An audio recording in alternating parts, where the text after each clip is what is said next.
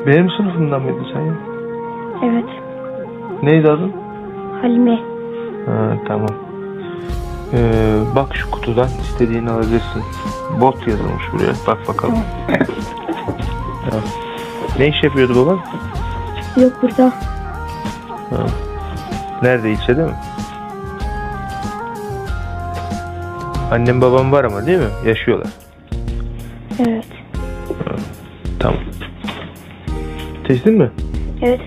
İyi. İyi seçim. Bunlar biraz küçük değil mi ya sana? Yok olur. İyi tamam. Bak orada torba var arkanda. Koy onun içine. Nasılsın? İyi öğretmenim. Kardeşin mi? Evet.